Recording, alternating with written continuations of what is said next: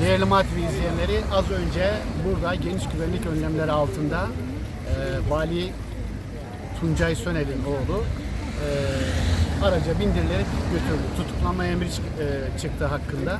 Şimdi birazdan da burada bekleyen kalabalık grup savcının dışarı çıkmasını bekliyor.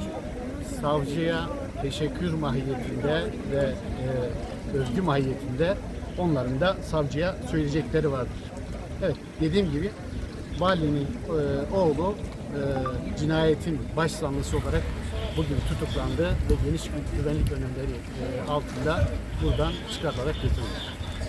قولتها دولتي انا عايزه قولتها دولتي عايزه قولتها دولتي والله عايزه قولتها دولتي بالله عايزه قولتها دولتي يا وجي سقولتها دولتي